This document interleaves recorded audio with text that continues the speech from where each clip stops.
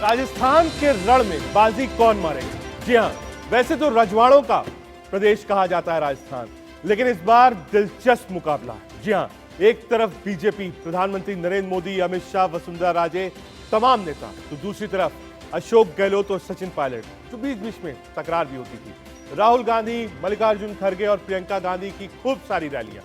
राजस्थान का रंग किसके साथ है? नमस्कार, आप देख रहे हैं देश का सवाल और मैं हूं आपके साथ राकेश टंडन। राजस्थान में चुनाव प्रचार का शोर थम चुका है। 25 को राजस्थान की 200 सीटों पर वोटिंग होगी, माफ करिएगा 199 पर होगी। एक प्रत्याशी की मौत हो गई थी, लेकिन उससे पहले सियासी बयानबाजी का दौर जारी है। राजस्थान के स्थानीय मुद्दों में सबसे ज्यादा चर्चा लाल डायरी की, जिसको लेकर प्रधानमंत्री मोदी और अमित शाह ने सीएम गहलोत से लेकर कांग्रेस आला कमान पर निशाना साधा। वहीं भ्रष्टाचार और नारी पर अत्याचार के आंकड़े भी सामने। कांग्रेस और बीजेपी के मैनिफेस्टो में अपने अपने वादे हैं, लेकिन जनता तय करेगी 3 दिसंबर को किसका जादू चलेगा और किसका जादू छूमंतर हो जाएगा। लेकिन इसी बीच अब से कुछ देर में प्रधानमंत्री मोदी मथुरा पहुंचने वाले हैं।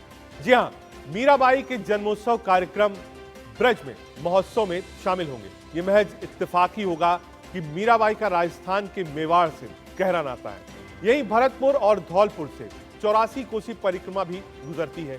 राजस्थान के इस इलाके में ब्रज संस्कृति का काफी प्रभाव है। मैंने ये डंके की चोट पर कहा है, राजस्थान में इस बार तो नहीं, कभी भी, ये शब्द मेरे याद रखना, देव उठी एकादशी को बोल रहा हूं, देवगढ़ में बोल रहा हूं। इस बार तो छोड़ दीजिए, अब राजस्थान में कभी भी गहलोत सरकार की वापसी नहीं होगी। बहुत लोग हैं जो भारतीय जनता पार्टी की ताकत को जानते ही नहीं है।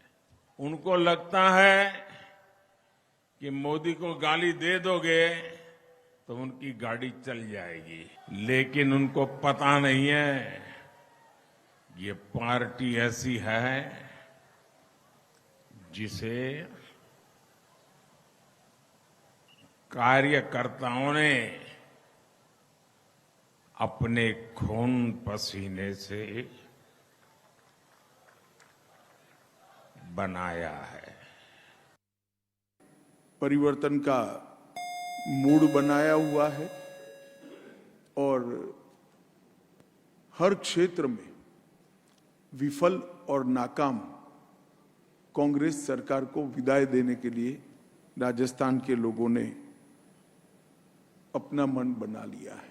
परिवारवाद, भ्रष्टाचार और तुष्टीकरण की राजनीति जो कांग्रेस ने इस 5 साल में राजस्थान में इसका परिचय दिया, इससे राजस्थान की जनता बहुत त्रस्त है। दीपावली की डायरियां जो निकलती है, उसमें आज सबसे कम डिमांड अगर है तो लाल कलर की डायरी की डिमांड है, क्योंकि सबको डर है कि मैं शुभकामनाओं के लिए लाल डायरी दूंगा तो वो भ्रष्टाचार का प्रतीक न माना जाए। कई सारे गबन के मामले, यहां तक कि सचिवालय में 2 करोड़ 35 लाख और 1 किलो सोना, पूरे आजाद भारत के इतिहास में ऐसा कभी नहीं हुआ कि मंत्रालय की अलमारी से 2 करोड़ 35 लाख कैश और 1 किलो सोना मिल जाए। मगर गहलोत साहब का रिएक्शन मैंने देखा था उस दिन, कोई उनके चेहरे पर कोई सिनक नहीं बदली थी, आराम से वो जवाब दे रहे थे। मैंने भ्रष्टाचार के प्रति इतना ठंडा रुख किसी का नहीं देखा। ये 5 साल में छबड़ा, भीलवाड़ा, करौली, जोधपुर, चित्तौड़गढ़, नौहर, मेवात, मालपुरा, जयपुर सुनियोजित दंगे हुए।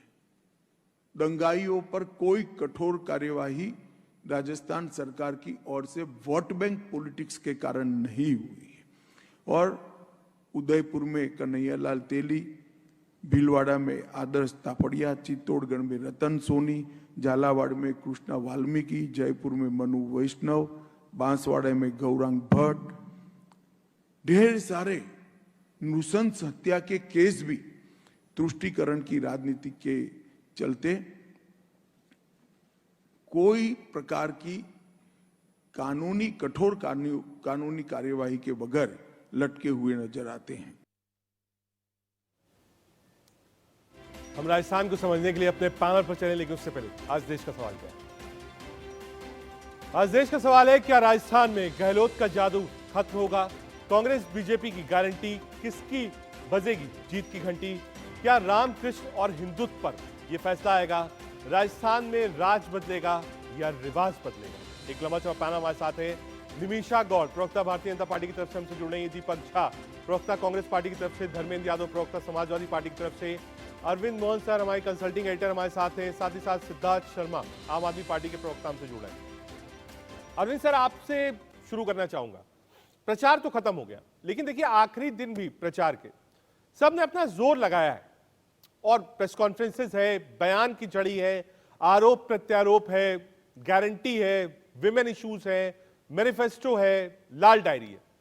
अगर आखिरी दिन भी दोनों ही पार्टियों को कहूंगा इतनी डेस्परेशन है दोनों पार्टियों में, तो क्या ये कहना गलत नहीं होगा कि वन साइडेड चुनाव नहीं होने जा रहा राजस्थान का, जैसा हमेशा होता था? एक एक बार बीजेपी कांग्रेस आती थी और कांग्रेस बहुत मार्जिनलाइज हो जाती थी, 20 से 25 से 30 सीट, इसके ऊपर नहीं जाती थी। लेकिन क्या इस बार कुछ चीजें बदली हैं? क्या कांटे की टक्कर देखने को मिलेगी राजस्थान में? देखिए, आप जो गिनवा रहे हैं उसमें एक चीज नहीं गिन रहे हैं कि अभी आज तक का ही मामला नहीं है, मथुरा को भी शामिल कर लीजिए। मथुरा का प्रोग्राम भी कोई सिर्फ मथुरा का नहीं है, उसके साथ भी ये जुड़ा हुआ है कि वो राजस्थान चुनाव पे उसका तो इसलिए चुनाव जिस लेवल पे आया है वो थोड़ा हैरान करने वाला है, क्योंकि आमतौर पे ये एक तो बदलने का रिवाज है और इस बार भी ये माना जा रहा था कि चुनाव एक तरफा हो रहा है और इस चुनाव में बीजेपी के लिए सबसे आसान अगर नहीं है तो राजस्थान। लेकिन बीजेपी ने अपनी जो स्ट्रेटजी बदली है जिस किस्म से, मुझे लगता है उस स्ट्रेटजी में या तो कोई इतनी अच्छाई है जो हम लोग अभी समझ नहीं पा रहे हैं, या मुझे तो खोट नजर आता है कि बगैर किसी क्षेत्रीय नेता के सहारे या क्षेत्रीय नेताओं के सहारे चुनाव लड़ा जाए और चुनाव टिकट बंटवारे से लेके हर कहीं सिर्फ और सिर्फ प्रधानमंत्री या सेंट्रल लीडरशिप की चले। हम लोगों ने कांग्रेस के बारे में ये सुना कि कांग्रेस को कोई एक एडवाइस करने वाली एजेंसी है जिसका डाटा लीक हो गया और उस डाटा लीक की सफाई दी गई। तो एजेंसियों का सहारा सिर्फ कांग्रेस को ही नहीं है, एजेंसियों का सहारा बीजेपी को भी है और सेंट्रल लीडरशिप मेरे ख्याल से क्षेत्रीय नेताओं की जगह एजेंसियों के सहारे ज्यादा कुछ फैसले कर रहा है।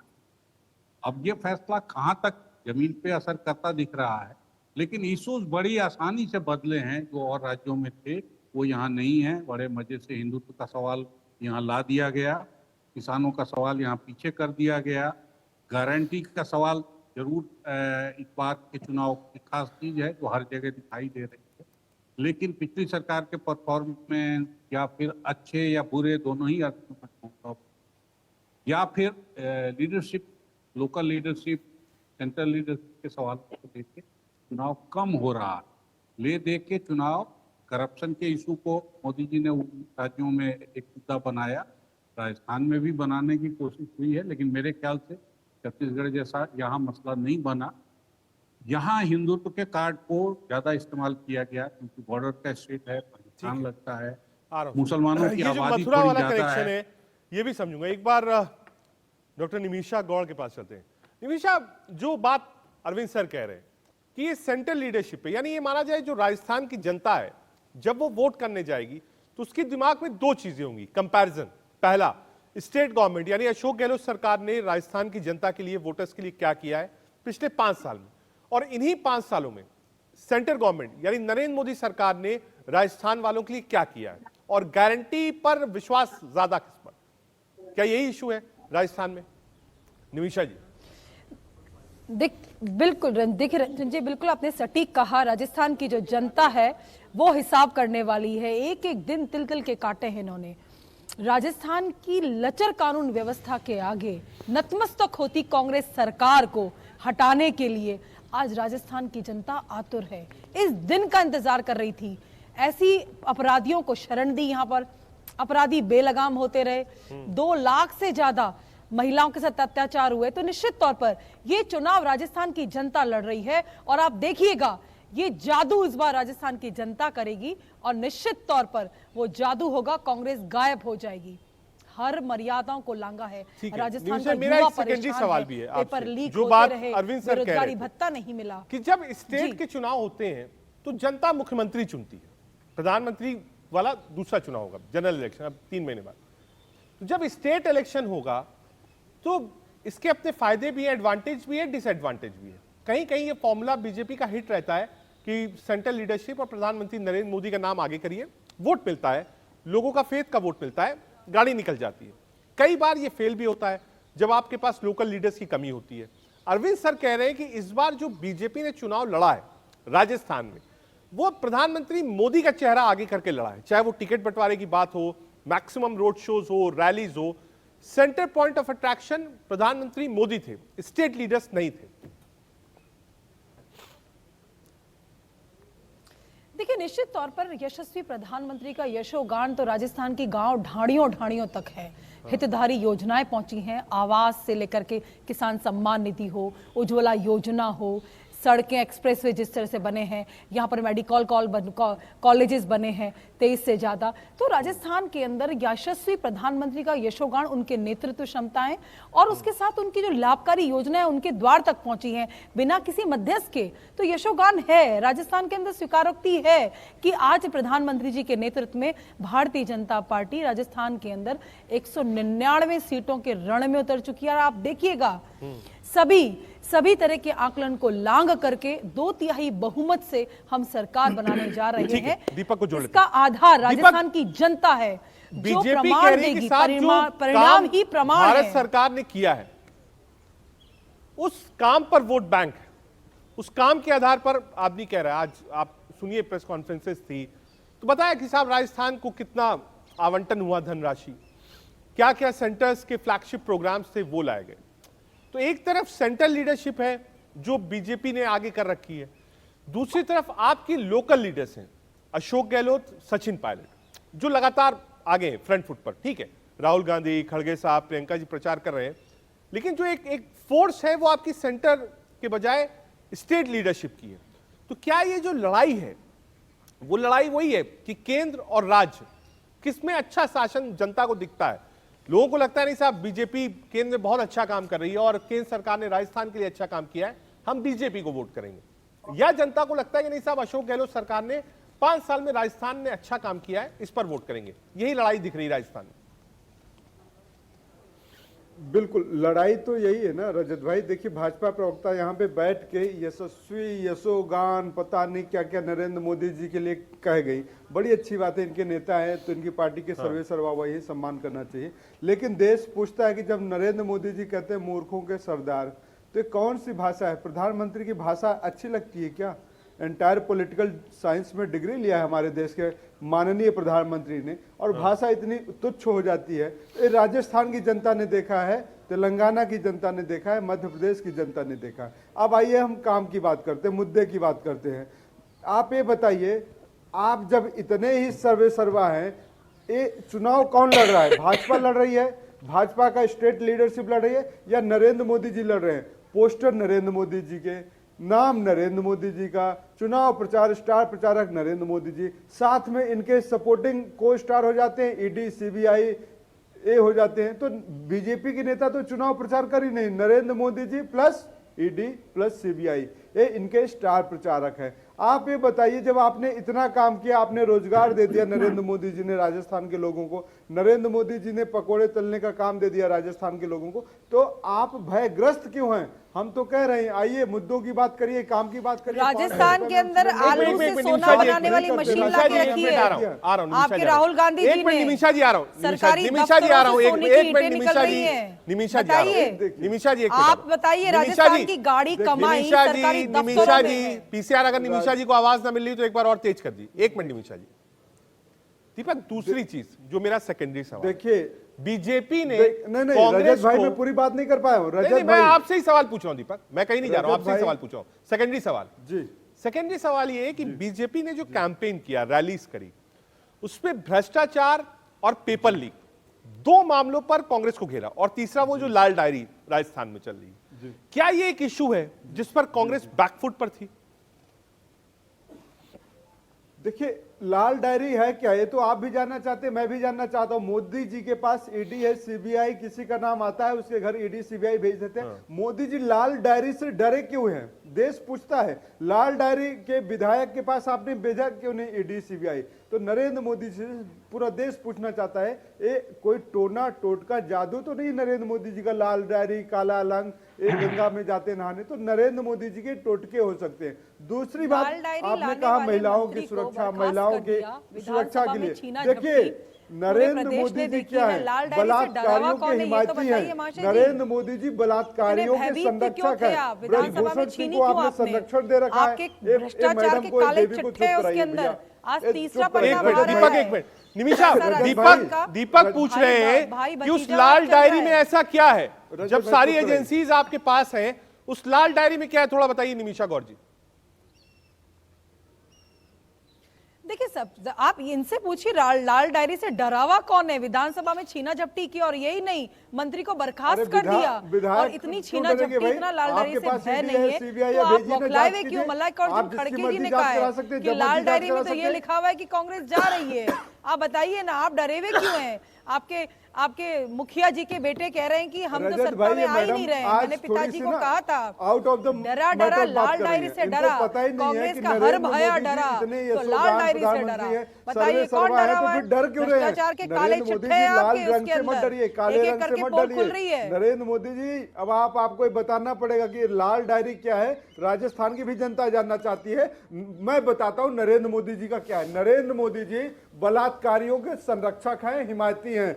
आपने ब्रजभूषण सिंह को शरण दे रखी है संसद भवन के अंदर। आप खिलाड़ियों को तो जाते हैं 2 लाख से ज्यादा हमारी महिलाओं के साथ अत्याचार हो जाते हैं। 35,000 महिलाओं के साथ दरिंदगी होती है, उससे 15,000 बच्चियां शामिल है। मुख्यमंत्री आवास से 3 किलोमीटर दूर बच्ची का दरिंदगी होती है। आपके मुंह से महिलाओं की सुरक्षा की बात करना अच्छा नहीं लगता। आप एक बलात्कारी बाबा को पैरोल पे भेज देते हैं। हरियाणा में बीजेपी की सरकार है और भाजपा सरकार ने आपको बोलने का कोई नैतिक अधिकार नहीं है। दरिंदगी होती रही और मुख्यमंत्री हमारे साथ दो खास मेहमान और धर्मेंद्र यादव और सिद्धार्थ शर्मा जी, पर उनका रुख कर लेते हैं। आ रहा हूं निमिषा जी, आ रहा हूं धर्मेंद्र के पास जा रहा हूं। धर्मेंद्र, समाजवादी पार्टी भी चुनाव लड़ रही है। मैं थोड़ा अलग हटके पूछता हूं आपसे, क्या जो राज्यों का चुनाव होता है या फिर देश का चुनाव यानी जनरल इलेक्शन, दोनों अलग अलग चुनाव होते हैं। हमने कई बार देखा है कि राज्यों में वोट जो पड़ता है वो राज्यों के इश्यूज पर पड़ता है। देश में जब चुनाव होता है तो वो प्रधानमंत्री को चुनने वाला चुनाव होता है, उसमें अलग तरीके से वोटिंग होती है। क्या जो सिनेरियो है, जनता का जो माइंडसेट है, आप लोग ज्यादा मिलते हैं जनता से, क्या वो चेंज हो रहा है धीरे धीरे? ये ऐसा हो गया कि नहीं साहब ये पॉपुलैरिटी के हिसाब से पड़े या वो स्टेट लीडर्स जो हैं वो भी पीछे हो जाएं, जो सेंटर लीडर्स हैं, जो उनका अट्रैक्शन है, आप उसको आगे कर दीजिए कि नहीं साहब राज्यों में जो होगा वो दिल्ली तय करेगी, आप हमारे हिसाब से वोटिंग करिए, हम बताएंगे आपका मुख्यमंत्री कौन होगा। धर्मेंद्र यादव जी। रजत भाई, जिस पार्टी के पास नेतृत्व की कमी होती है, जिस राज्य में कोई पार्टी नेतृत्व विहीन हो जाए, जैसे भारतीय जनता पार्टी राजस्थान में हो गई है, तो ये बात बिल्कुल स्पष्ट जनता को दिखता है कि जिस पार्टी के पास नेतृत्व ही नहीं है तो लीडरशिप क्या करेगा। तो भारतीय जनता पार्टी पहले ये बता दे कि उसके पास नेतृत्व कहाँ चला गया। अगर मान लीजिए केंद्र के सरकार के लोग प्रदेश में भी जाके काम करेंगे, केंद्र में भी काम करेंगे। अब सुन लीजिए, आप सुनेंगे नहीं, एक सरकार चली थी आपकी, एक अब सुन लीजिए, भाई मिलकर के प्रधानमंत्री, अरे सुनिए तो पहले। और राजस्थान में तो आपका कोई नेतृत्व नहीं है। दूसरे के बीच में बोलना आपको सिखाया गया है, आपने जीवन भर दूसरे के हिस्से सिद्धार्थ एक मिनट आ रहा हूं, सिद्धार्थ एक मिनट, मैं आपसे 10 सेकंड। निमिषा जी, मेरा आपसे रिक्वेस्ट है, एक बात देखिए, क्योंकि जवाब राजा जी मेरी बात, राजा जी मैं धर्मेंद्र जी आपसे मैंने 10 सेकंड मांगे साहब, 10 सेकंड मांगे आपसे। हाँ बताइए। 10 सेकंड। निमिषा जी, मैं आपसे बहुत रिक्वेस्टली इस बात को कह रहा हूं, एक बात जो भी वक्ता है वो अपनी बात कंप्लीट कर ले, क्योंकि बीजेपी को आप रिप्रेजेंट कर रही हैं, तमाम लोग विपक्ष के हैं, सीनियर जर्नलिस्ट भी हैं, तो जवाब आप ही को देना है। एक बार उनका जो अपना समय है ओपन का, एक बार उनको कर लेने दीजिए, मैं आपसे ही जवाब लूंगा और आपको ही जवाब देना है, मैं जवाब नहीं दूंगा, मेरा काम है सिर्फ मॉडरेट करना। सिद्धार्थ। धर्मेंद्र यादव। रजत जी, मैं बता रहा था कि भारतीय जनता पार्टी राजस्थान में पूरी तरह से नेतृत्व विहीन है, ये बात सब जानते हैं। अगर उनके पास चेहरा होता तो उसको दिखाते। आज जो इस देश के प्रधानमंत्री हैं माननीय मोदी जी, मैं तो ये कहता हूं कि प्रधानमंत्री नहीं है, इस देश के प्रधान प्रचार मंत्री हैं नरेंद्र मोदी जी। उनको देश का काम करने के अलावा सारे काम करने का समय मिलता है। और भारतीय जनता पार्टी जिस बात को कह रही है, पेपर लीक की बात कह रही है, भारतीय जनता पार्टी को ये नहीं पता है उत्तर प्रदेश में पेपर लीक के अर्धशतक होने जा रहे हैं, 50 मामले अर्धशतक होने जा रहे हैं। हाँ। गुजरात में जो पेपर लीक हुआ उसमें भारतीय जनता पार्टी बोल नहीं सकती है। तो भारतीय जनता पार्टी युवाओं के सवाल पर दोहरा चरित्र दिखाती है और दोगलापन भारतीय जनता पार्टी को सिखाया जाता है, इसकी परंपरा है और यही इस काम करने का तरीका है। दूसरी बात, जो भ्रष्टाचार की बात कर रहे हैं, हाँ। भारतीय जनता पार्टी के नेताओं पर, जितने नेताओं पर भ्रष्टाचार का आरोप लगा, क्या एक भी नेता के खिलाफ कोई जांच बैठी? भारतीय जनता पार्टी का डरी सशंकित नहीं होती तो ईडी का दुरुपयोग क्यों करती? जो नेता प्रचार में गए हैं, जो नेता अपनी पार्टी का प्रचार करने जा रहे हैं, अपने पार्टी के लिए कैंपेन कर रहे हैं, इनको पता चल रहा है कि इसको रोकना है, तो अब जनता से तो कह नहीं सकते हैं। तो इनके पास सीबीआई है, ईडी है, इनकम टैक्स, उसको भेज दो और उसको भेजने के बाद क्या होगा कि उसका प्रचार प्रभावित होगा। तो ये जो भारतीय जनता पार्टी का जो डर है वो ये बता रहा है कि भारतीय जनता पार्टी की हालत खस्ता है। और 2018 के चुनाव की जो मैं बता रहा हूँ, 2018 के चुनाव की जो परफॉर्मेंस थी भारतीय जनता पार्टी की, उससे बुरी हालत में भारतीय जनता पार्टी 2023 में जाएगी, एक इसमें कोई दो राय राजस्थान नहीं। का पेपर लीक और दूसरे प्रदेश जहां पर बीजेपी की सरकार है वहां का पेपर लीक, दूसरा सेंट्रल एजेंसीज का मिसयूज ऑपोजिशन के खिलाफ। निमिषा जी उत्तर दे दीजिए। देखिए भाई, एक पेपर लीक होना एक घटना हो सकती है और उसकी पुनरावृत्ति दुरुपयोग होता है। राजस्थान में ढिढोरा अब धर्मेंद्र जी नहीं, गलत बात है धर्मेंद्र जी, बिल्कुल गलत बात है। आपने सरगना सवाल कहूंगी पूछ लिया, मैं, आप जवाब सुनिए। क्योंकि आप उस निमिषा जी सरगना के बोलिए। साथ में देखिए, सरगना बना है और सरगना ऐसा बना कि एक एक करके 19 पेपर लीक हो गए और वो उसके बाद भी लीक होते रहे। जब पेपर लीक, इन्होंने एक अधिनियम बनाया कि उस पेपर लीक होने के बाद हम संपत्ति जब्त करेंगे और अन्य अन्य प्रावधान रखे। उसके बाद 5 पेपर लीक हुए हैं, 4 पेपर तो ऐसे लीक हुए हैं, किसने लीक किए ये आज तक राजस्थान की सरकार को पता नहीं है। पेपर लीक सरगना बना और ऐसी श्रृंखला बनी और उस पेपर लीक करने वाले के मुखिया को विदेश भाग गया, सुरेश ढाका, जो आज तक पुलिस की गिरफ्त से दूर है। तो राजस्थान की कांग्रेस सरकार ने 70 लाख युवाओं के वर्तमान को खराब बर्बाद किया, भविष्य को अंधकार में किया और राजस्थान के युवाओं का 10,000 करोड़ रुपया डुबो दिया। ये है पेपर लीक सरगना राजस्थान का, जिससे राजस्थान का हर युवा आहत है, प्रभावित। आपके सहयोगी दल है इंडिया अलायंस वाले सपा, उनके सवाल का आंसर अगर आप नहीं चाहते वो दे तो आप बीच में बोल सकते हैं। दूसरी बात मैं जवाब दे दूं। अब आपने मुझे कहा था कि आप जवाब दीजिएगा, मैं जवाब दे रही हूं, आप धैर्य पूर्वक सुनिए। आपने कहा था मैं जवाब देती हूं आपको। दूसरी बात, आप ये कहते हैं कि भ्रष्टाचार के मामले होंगे, जांच होगी, जांच में आप दोषी पाए जाएंगे तो जेल जाएंगे। आप बताइए, 9 साल पूरे होने जा रहे हैं, 10 साल पूरे होने जा रहे हैं, केंद्र सरकार को कौन सा भ्रष्टाचार का मामला उठाइए आप? जो बीजेपी के नेता जेल गया, आपको कह रहे हैं कि अगर ऐसी कोई चीजें आती हैं तो उस पर कार्रवाई जाएगा। ठीक है, बिल्कुल, मैंने पॉइंट ले लिया। हमारे साथ लगा सकते हैं क्योंकि सिद्धार्थ भ्रष्टाचार शर्मा आम आदमी पार्टी के प्रवक्ता जुड़े हैं। एक बार सिद्धार्थ आ रहा हूं, निमिषा जी आ रहा हूं, आंसर हो गया। सिद्धार्थ, आम आदमी पार्टी ने भी राजस्थान में खूब प्रचार प्रसार किया, इश्यूज आपको क्या लगते हैं राजस्थान के अंदर जिस पर आम आदमी पार्टी चुनाव लड़ रही है? और आज जो टक्कर दिख रही है वो तो बीजेपी और कांग्रेस के बिल्कुल आमने सामने दिख रहा है साहब। हाँ, परसों जब वर्ल्ड कप फाइनल हुआ था उससे पहले भी पूरी लग रहा था कि भारत ही जीतेगा, लेकिन ऑस्ट्रेलिया जीत गया। तो चुनाव और क्रिकेट में ये कह नहीं सकते कि जब तक रिजल्ट नहीं आए तब तक क्या होगा। तो खैर, आपने जो सवाल पूछा है उसका जवाब देता हूँ। 20 मिनट से मैं सभी लोगों को, मेरे मित्रों को सुन रहा था। हाँ, मूलतः रजत जी देखिए, भारत के आम आदमी को क्या चिंताएं सताती है? मुख्य रूप से उसको 2 चिंताएं सताती है, एक उसके बच्चे का भविष्य और दूसरा उसका परिवार का स्वास्थ्य।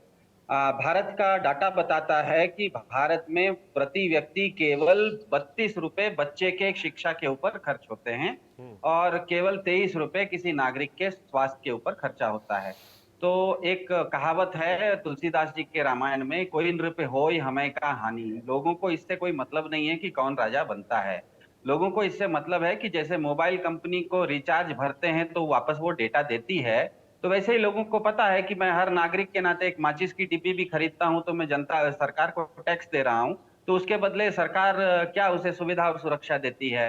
तो भारत में सरकारें, दिक्कत यह है कि पिछले 75 साल में भारत में किस तरह की पद्धति बन गई है कि सरकारें सेवा कम और सजा देने वाली ज्यादा इकाई बन गई है। तो दिल्ली में आम आदमी पार्टी ने पिछले 10 साल में एक प्रयोग किया और लोगों को बताया कि बिना सजा देने की व्यवस्था होते हुए भी, बिना पुलिस के अपने हाथ में होते हुए भी आप सेवा दे सकते हैं और 3 बार आप जीत भी सकते हैं। और उसके बाद हाल फिलहाल पिछले 1-1.5 साल से पंजाब में भी हमने बता दिया, पंजाब तो सीमांत क्षेत्र है, वहां पर हम सिर्फ सेवा नहीं दे रहे हैं, लोगों को सुरक्षा भी दे रहे हैं। तो राजस्थान में जब हम लोग घूमे तो हमें यही लगा कि लोग दोनों पार्टियों से काफी बेजार हो गए हैं, नाराज हो गए हैं, क्योंकि जैसे इस डिबेट में ही मेरे ख्याल से इंडिया न्यूज के दर्शक, राजस्थान में भी अभी थोड़ी देर में चुनाव प्रचार शायद खत्म हो गया होगा या हो रहा होगा, तो उसके बाद काफी सारे लोग ये चैनल देखेंगे तो कोई भी, न तो भाजपा न तो कांग्रेस, एक दूसरे के ऊपर आरोप प्रत्यारोप तो खूब लगाते हैं, लेकिन रचनात्मकता से ये नहीं बताते कि वो जनता को दे क्या रहे हैं। तो कम से कम हम जब राजस्थान में प्रचार कर रहे थे, 10 सेकंड में खत्म कर दूंगा, राजस्थान में प्रचार कर रहे थे तो हमने देखा कि लोगों को जब हम दिल्ली और पंजाब के बारे में शिक्षा, स्वास्थ्य, बिजली की बात करते हैं तो लोग उसे पसंद कर रहे हैं। और ये जो चुनाव होगा उसका नतीजा जो होगा उस समय देख लिया जाएगा, उसका नतीजा पहले कहना वो बहुत मुश्किल है। फिर से हमारी आपकी मुलाकात होगी। एक बार अरविंद सर को जल्दी से जोड़ लेते हैं। अरविंद सर, ये जो लाल डायरी का इशू है और पेपर लीक मामला कोई ऐसा मामला नहीं जो सिर्फ और सिर्फ बीजेपी ने उठाया हो। हाँ, ज्वाइन कर लिया मैंने।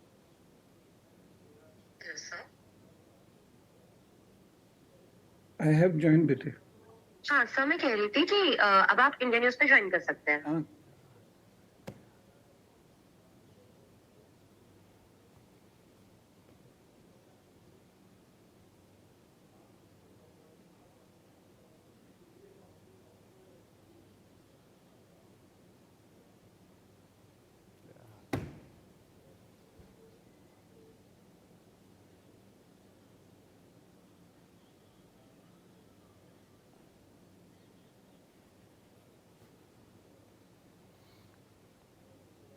ठीक है, आ रहा हूं। निमिषा जी, ये बार बार कांग्रेस पार्टी कह रही है कि देखिए साहब, दिल्ली से आपको नेता बुलाना पड़ा, और जो राजनीतिक लोग हैं, जो पत्रकार हैं, वो बार बार एक बात को कह रहे हैं, हालांकि आपकी पार्टी है, आपकी राजनीति है, आपकी स्ट्रेटजी है, हम लोग समझाने बोलने वाले कोई नहीं होते, लेकिन लोगों ने कहा कि ये जो राजस्थान स्टेट है, यहां परंपरा थी एक बार की, और बार बार लोग कह रहे थे कि नहीं साहब, बीजेपी की 100% सरकार बनने वाली है।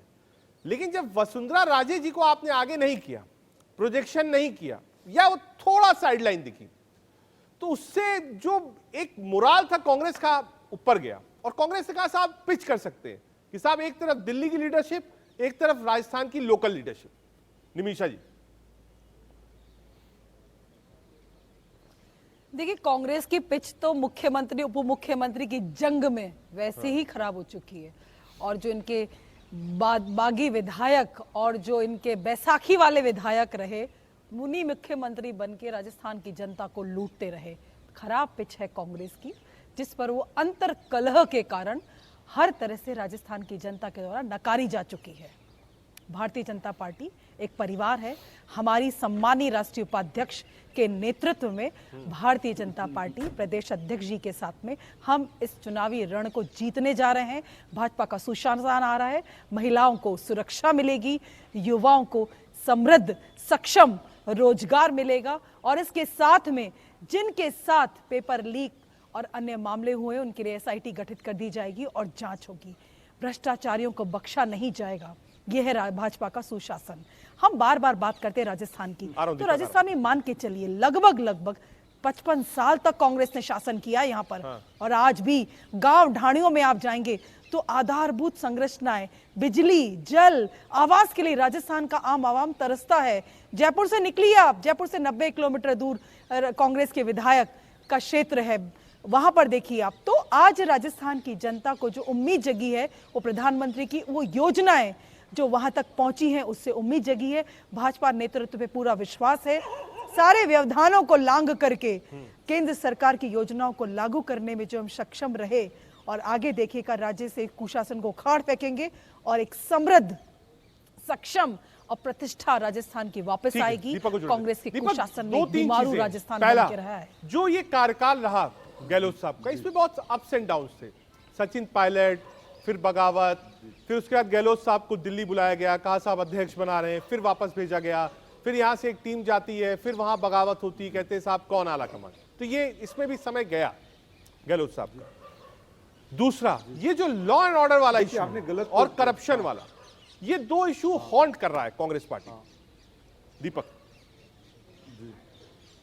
देखिए आपने गलत कोट किया कि गहलोत साहब को बुलाया गया और कहा गया अध्यक्ष बनाया जा रहा है। गहलोत साहब को कहा गया कि आप चुनाव चाहे तो लड़ सकते हैं, उन्होंने चुनाव नहीं लड़ा अध्यक्ष का। दूसरी बात यहां पे मैं कहूंगा लॉ एंड ऑर्डर की, प्रधानमंत्री को कन्हैया कुमार की हत्या बड़ी याद आती है, बहुत दर्द आता है। दीपक आपको नरेंद्र रोकूंगा। मोदी को। हमारे उत्तर प्रदेश में जब इस वक्त सड़क पे सीधी तस्वीरें आपको मथुरा से हम दिखा रहे हैं, जहां प्रधानमंत्री नरेंद्र मोदी पहुंचे हैं। हमारे साथ हिंदू धर्म गुरु पवन सिन्हा सर होंगे।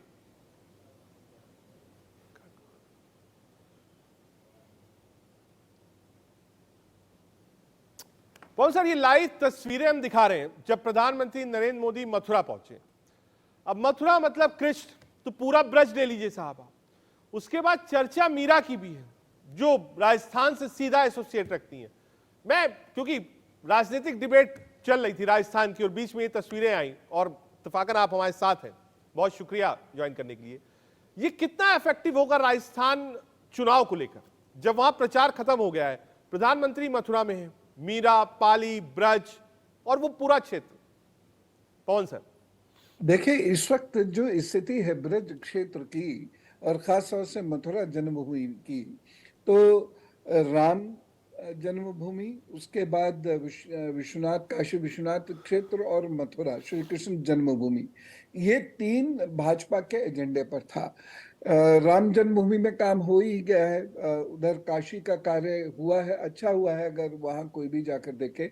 अब मथुरा को लेकर लोग ये उम्मीद कर रहे हैं माननीय प्रधानमंत्री जी से कि वह यहाँ के लिए कुछ करें, तो मथुरा का जो कॉरिडोर बनेगा उसको वो एक शुरुआत मान रहे हैं।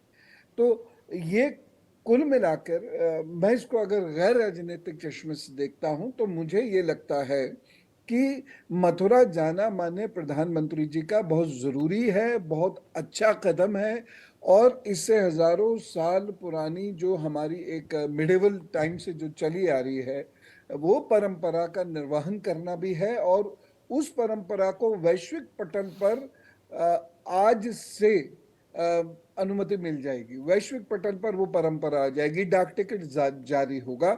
और चूंकि मीराबाई जी का संबंध कृष्ण भक्ति से भी है और राजस्थान से भी है, तो हो सकता है कि कहीं ना कहीं उस तरीके से भी लाभ मिले, लोगों के हृदय में वो बसें और ज्यादा अपनी जगह बना सकें। लेकिन ये तो तय है कि मथुरा जाने से कृष्ण जन्मभूमि मूवमेंट को एक बल प्राप्त होगा। यद्यपि प्राइम मिनिस्टर कभी डायरेक्टली से नहीं कहेंगे, ना कहना चाहिए, लेकिन लोगों की अपेक्षा जो है, लोगों का जो आत्मबल है, लोगों को जो सुनने की इच्छा है, वो चीज आज पूरी हो सकती है। ठीक है, हमारे साथ Arvind Mohan sir consulting editor भी हैं। अरविंद सर, ये जो फोटोग्राफ्स हैं या जो लाइव तस्वीरें इंडिया न्यूज पर दर्शक देख रहे हैं, आप भी हमारे साथ हैं,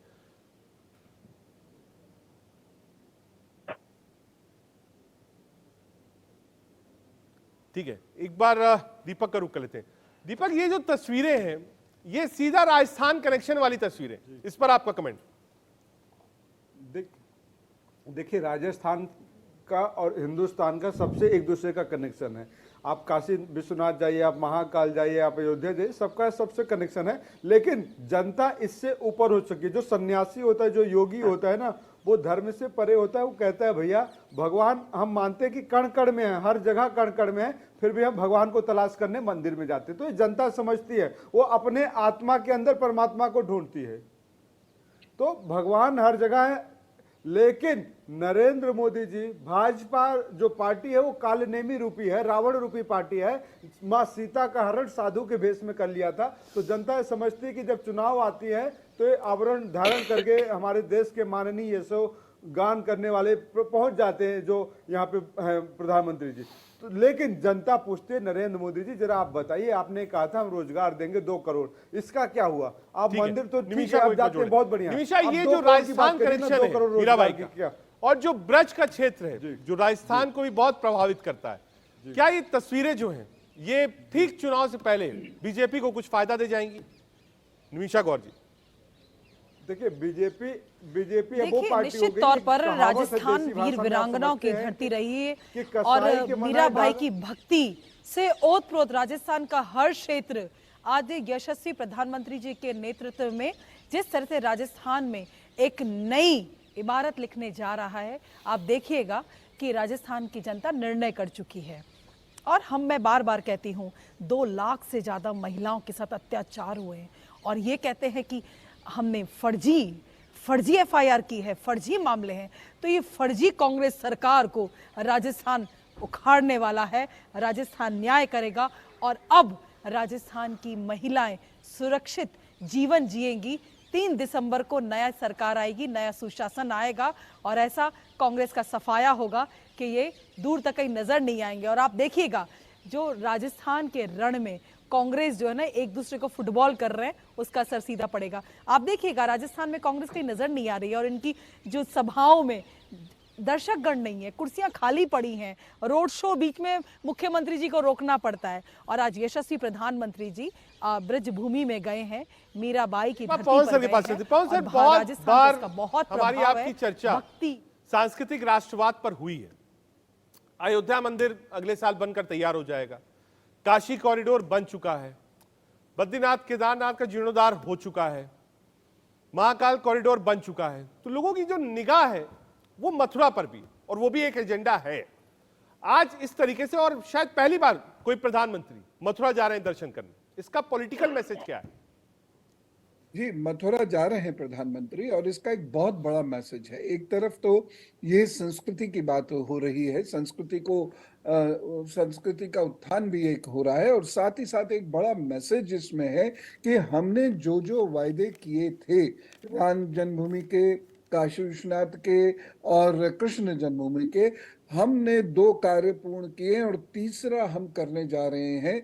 ये बात ठीक है, जैसे दीपक जी ने कहा कि और बहुत सारे मुद्दे हैं, लेकिन ये भी एक महत्वपूर्ण मुद्दा है और लोगों के मन में मंदिर को लेकर एक विशेष प्रेम होता है और मंदिर को वो चाहते हैं कि वो उनके पूरी तरह हाथ में आए, मंदिर की सेवा शुश्रूषा वह स्वयं कर सके। और श्री कृष्ण जो पूरे विश्व में जाने माने और पूजे जाते हैं, वह श्री कृष्ण जन्म स्थान जो है वह एक मुक्त क्षेत्र हो और संस्कृति से ये सीधा सीधा जुड़ा हुआ है, हर व्यक्ति के मन से ये जुड़ा हुआ है, क्या हिंदू क्या मुसलमान, क्योंकि औरंगजेब की बिटिया खुद यहाँ पर पूजा पाठ करती थी और ऐसे में हर हिंदू से ये कितना ज्यादा जुड़ा हुआ है, ये बात तो बिल्कुल स्वतः स्पष्ट है। और ऐसे में प्रधानमंत्री जी का उस स्थान पर पहुंचना, किसी भी प्रधानमंत्री का पहली बार उस स्थान पर पहुंचना एक बहुत बड़ा संदेश राजनीतिक रूप से भी है और निश्चित रूप से इसका फर्क पड़ेगा। बहुत सारे हिंदू इकट्ठे होंगे जो हिंदूज पर्टिकुलरली क्या कहते हैं, मिडिल पाथ या इनडिसाइसिव स्टेज में थे, अनिर्णय की स्थिति में थे, अब वो निर्णय की स्थिति में आ सकते हैं। तो इसका एक बहुत बड़ा संदेश संस्कृति को भी है, इसका एक बहुत बड़ा संदेश। पवन सर है, निमिषा गौर जी हैं, जी कह रही साहब ये आप कहिए साहब नहीं पड़ेगा, लेकिन आजकल इन सब चीजों का फर्क पड़ता है, जिसको शायद जो अपोजिशन की पार्टीज थी उसको हम लोग नाम सॉफ्ट हिंदुत्व का देते हैं। तो ये जो तस्वीरें हैं, क्या ये तस्वीरें जुड़ती नहीं है सीधे राजस्थान से? मैंने कहा ना, कालनेमी साधु का रूप धारण करके रावण भी आया था। आज मुद्दा क्या है? ईसा वास्मिदम सर्वम यत् किंचित जगत्याम जगत तेन त्यक्तेन भुंजिता मा गृधा कष्ट सिद्धनम। ईसा का वास है पूरी दुनिया, पूरी सनातन पूरी दुनिया में, हर जगह सृष्टि के कण कण में ईश्वर का आवास है। तो भगवान हर जगह है। भगवान को हम तलाश कहाँ कर रहे हैं? भगवान को अपने अंदर तलाशिए, हिंदुत्व को अपने अंदर तलाशिए, अपने संस्कार को जागृत करिए और आप एक श्रेष्ठ मानव बनिए। श्रेष्ठ मानव बनेंगे तो श्रेष्ठ राष्ट्र का निर्माण होगा, श्रेष्ठ संस्कारों का निर्माण होगा। नरेंद्र मोदी जी मंदिर जाने से पहले बलात्कारियों पे कार्रवाई करें। नरेंद्र मोदी जी देवी की पूजा करने से पहले उन बेटियों का सम्मान करें आपके पास संसद और सड़क पे धरने दे रही थी। तब देश कहता देश का प्रधानमंत्री अच्छा है, लेकिन आप मंदिर तो जाते हैं, लेकिन देखिए राजस्थान की आध्यात्मिक रूप से ये बात एकदम ठीक है जो हमारे भाई जी कह रहे हैं ये बात एकदम ठीक है, मैं उसका अनुमोदन करता हूं, लेकिन इससे मंदिर की इंपॉर्टेंस कम नहीं होती है। मंदिर की इंपॉर्टेंस अगर कम होती तो सभी मंदिर की पार्टी के महत्वता लोग में वहां कम नहीं करना जाते। नहीं चाहता स्वामी जी। बहुत सारे लोग इस देश में नास्तिकवाद को भी मानते हैं, लेकिन जितने आस्तिक हैं वो उनसे बहुत ज्यादा नंबर में है। और मंदिर केवल एक देवस्थानम ही नहीं है उनके लिए, बल्कि संस्कृति का केंद्र है। इसलिए लोग मंदिर चाहते हैं। और साथ ही साथ बहुत लंबे समय तक जो गुलामी रही है, उस गुलामी से छूटने का एक बड़ा सिंबल है। सिंबलिज्म पर पूरी दुनिया की राजनीति चलती है, तो एक बड़ा सिंबल भी है कि आज हमने इस चीज को मुक्त कराया, हमें गर्वानुभूति हो रही है। तो केवल इसी पॉइंट से हमें मंदिर को नहीं लेना है कि वहां देव स्थान है। देवता तो हृदय में है, कृष्ण तो हृदय में है, हाँ। ये बात ठीक है, लेकिन उनका एक अपना स्थान भी है और उस स्थान पर इस भारत का अधिकार है। और भारत का अधिकार ही नहीं है, भारत के राजनेताओं का यह कर्तव्य भी बनता है कि उस स्थान को भारत की जनता के हवाले करे, वो भी पूर्ण रूप से। जब वो गुलाम नहीं थी, उस समय की जो स्थिति थी उसके अनुसार यह मंदिर और पूरा परिसर यह उस संस्कृति के लोगों को देना चाहिए। ठीक है, एक बार धर्मेंद्र यादव जी के पास। धर्मेंद्र जी, आप कहेंगे साहब ये चुनावी है, लेकिन कभी ना कभी कोई ना कोई तो जाता ही है मंदिर दर्शन करने। ठीक है, दिन आज का है, मैं भी कहूंगा चुनावी दिन है, लेकिन पहले प्रधानमंत्री जो विजिट कर रहे हैं। रजत जी का हम इस बात को मान लें कि प्रधानमंत्री जी अभी तक वहां नहीं गए थे तो ये उनको नहीं मानते थे या उनकी आस्था नहीं थी उसमें। आज भारतीय जनता पार्टी पूरी तरह से अपनी विफलता को एहसास कर रही है और जहां भी वो जा रही जनता उनसे सवाल पूछ रही है। आज मोदी जी हो सकता है कि अपने 9 साल के पाप के प्रायश्चित के लिए वहां गए हों। हो सकता है उनको एहसास हुआ हो कि जो हमने युवाओं को धोखा दिया, आज 20 करोड़ रोजगार देने की जो बात हमने कही थी, कितना बड़ा झूठ हो सकता है। अब इस झूठ का प्रायश्चित करने का कौन सी जगह हो सकती है? अब बीजेपी का हेडक्वार्टर तो हो नहीं सकता है, तो हो सकता है वो मथुरा जाके प्रायश्चित करे कि भगवान मेरे से गलती हो गई, आगे से ऐसी गलती ना हो। तो भारतीय जनता पार्टी को बताना पड़ेगा, उत्तर प्रदेश में अगर तहसीलदार के साथ बलात्कार होने की संभावना हो जाए और देश के प्रधानमंत्री चुप रहे, अगर यहाँ के पुलिस को ट्रेन में ले जाकर बलात्कार कर दिया जाए और देश के प्रधानमंत्री चुप रहे, तो ये सब भगवान के साथ अगर जोड़कर भी देखते हैं तो भगवान ने भी देखा है कि भारतीय जनता पार्टी ने मानवता को शर्मसार किया है और जिसके रक्षा की जिम्मेदारी निमिषा जी, एक कमेंट आपका, फिर सिद्धार्थ आपके पास। निमिषा गौड़ जी, उसमें भी विफल हो रहे हैं तो हो सकता है अपने पापों का प्रायश्चित करने मथुरा गए हो। और भारत दुनिया की 5वीं बड़ी अर्थव्यवस्था बना है, इसलिए इनके पेट दुख रहे हैं। झूठ बोल रही है भारत आज अर्थव्यवस्था में सबसे तेजी से बढ़ रहा है। G20 के देशों में सम्मान मिला है, करोड़ों लोगों को टीकाकरण सुरक्षित मिला है, कोरोना की महामारी में सुरक्षित उभर के बाहर आया है। प्रधानमंत्री गरीब कल्याण योजना के माध्यम से हर गरीबों के घर तक अन्न पहुंच रहा है। यूपीआई कोड 70 से ज्यादा डिजिटलीकरण अभियान चल रहा है। भारत की अर्थव्यवस्था ट्रांसपेरेंसी और अकाउंटेबिलिटी की तरफ बढ़ रही है, इसीलिए इनका पेट दुख रहा है। कौन सर, चाहे खाटू श्याम जी महाराज हो, सरासर बालाजी हो, या फिर आप नाथ द्वारे तक चले जाए, कहा जाता है जो कमांड सेंटर है वो कमांड सेंटर तो मथुरा ही है। यही सुपर कमांड निकलता है जो वहां तक जाता है। ये कहना गलत नहीं होगा, कहीं अगर मैं गलत हूं तो बता दीजिएगा। संसद में लोग पुराने जमाने के ये भी कहते हैं, कई लोगों से मेरी बात, निमिषा जी आ रहा हूं कि साहब जो मंदिर नाथ द्वारे में है वो मूर्ति और वो गर्भगृह मथुरा से ही भेजा गया था वहां पर। ये इतिहास में कहीं लिखा हुआ है, मैंने 2-3 बार पढ़ा है, थोड़ा सही करिएगा मुझे। तो साहब आप कमांड सेंटर में गए हैं तो एक तरफ तो जो आस्था है मथुरा में वो है, और दूसरी तरफ जो एक राजनीतिक आस्था है वही सांस्कृतिक राष्ट्रवाद वाली, कि आप वोट नहीं मांग रहे हैं, लेकिन जब आप दर्शन करते हैं तो भरतपुर से लेकर नाथ द्वारे तक जो लोग आस्था मथुरा में लगते हैं वो देख रहे होंगे। पवन सर। बिल्कुल बिल्कुल, मैं इस बात का अनुमोदन करता हूं कि भारत की संस्कृति है तो भारत की संस्कृति सबकी संस्कृति है, और जब सबकी संस्कृति है तो भारत का प्रधानमंत्री यदि शॉल पहनते हैं, नए वस्त्र पहनते हैं, पगड़ी धारण करते हैं, अच्छा सा टीका लगाते हैं, त्रिपुंड लगाते हैं, विभिन्न मंदिरों में वह जाते हैं, प्रणाम करते हैं। उत्तर प्रदेश के मुख्यमंत्री विभिन्न मंदिरों में जाते हैं, प्रणाम करते हैं, तो इसमें कोई गलत नहीं है। और भारत की संस्कृति उठने से टूरिज्म पर भी इसका प्रभाव पड़ेगा, ये बात तय है। और अंतर्राष्ट्रीय टूरिज्म की बात मैं कर रहा हूँ, और मथुरा और नाथद्वारे का जो संबंध आपने बताया, मैं मानता हूं ये एकदम ठीक है। ठीक है, दीपक कुछ कह रहे हैं। देखिए, त्रिपुंड लगाना, चंदन लगाना, भस्म लपेटिए, कुछ भी करिए, इस देश में बहुत सारे चीज हैं। यहाँ निकानी प्रकारेण है, आप जैसे चाहें वैसे भगवान का पूजन भजन करिए। आप पवन सिन्हा जी हैं, भगवा तो पहनते नहीं है, त्रिपुंड लगाते नहीं, लेकिन ये भी परम भक्त हैं, परम ज्ञानी है, भगवान के उपासक है। तो भाजपा वाले इनको कहेंगे कि भैया अब आप भगवा ही धारण करिए तभी आपकी भक्ति साबित होगी, तो ऐसा नहीं है। तो हर व्यक्ति अपने तौर तरीके से भगवान की पूजा करता है। मैं नरेंद्र मोदी जी के भक्ति पे कोई कमेंट नहीं करना चाहता, लेकिन ये जो गिद्ध भक्ति होती है ना, जब देखा चुनाव, जब देखा कि भगवान के शरण में जाना है, सिद्धार्थ आ रहा हूं, इसके अलावा कोई नहीं है। सिद्धार्थ, ये जो तस्वीरें प्रधानमंत्री की मथुरा वाली, ये क्या कोई इंपैक्ट है राजस्थान चुनाव को लेकर, या फिर जस्ट कैजुअल है? उद्बोधन करने वाले, हर तरह के अपशब्दों को बोलने वाले यहाँ पर संस्कृति को लेकर के भी आप महामारियों के नाम से जोड़ देते हैं। मुझसे सवाल पूछ रहे हैं, भाजपा जवाब सिद्धार्थ दे जी, आप रही बोलिए। है। निमिषा जी, ये बता रहा हूं, मैंने आपसे भी सवाल पूछा था। सिद्धार्थ शर्मा जी, बोलने देंगे तब ना, भाजपा के सदस्य सिद्धार्थ जो हैं। जी, निमिषा जी, वक्त कम है, एक बार सिद्धार्थ जी से कमेंट ले लेंगे इन तस्वीरों पर। देखिए निमिषा जी को म्यूट कर दीजिए। सिद्धार्थ जी, आप बोलिए। को ध्यान में रखना चाहिए, जब आप सांस्कृतिक राष्ट्रवाद की बात करते हैं तो मीराबाई भाजपा से पहले हो गई थी, बहुत साल पहले, 500 साल पहले हो गई थी। और दूसरी बात, सांस्कृतिक राष्ट्रवाद की जब हम बात करते हैं तो ध्यान में रखना चाहिए कि संस्कृति किसी नक्शे से बंधी हुई नहीं होती, राष्ट्र एक नक्शे से बंधा हुआ होता है। न्यूयॉर्क भारत में नहीं है, लेकिन वहां पर एक राधा कृष्ण मंदिर है, तो क्या वो भारतीय संस्कृति का संवाहक नहीं हुआ? ऋषि सुनक अंग्रेज नागरिक हैं, लेकिन क्या वो भारतीय संस्कृति के संवाहक नहीं है? तो इसीलिए संकेतों से हम जनता को रिझा लेंगे, ये विश्वास का मतलब ही है आप जनता के विवेक को हल्का आंक रहे हैं।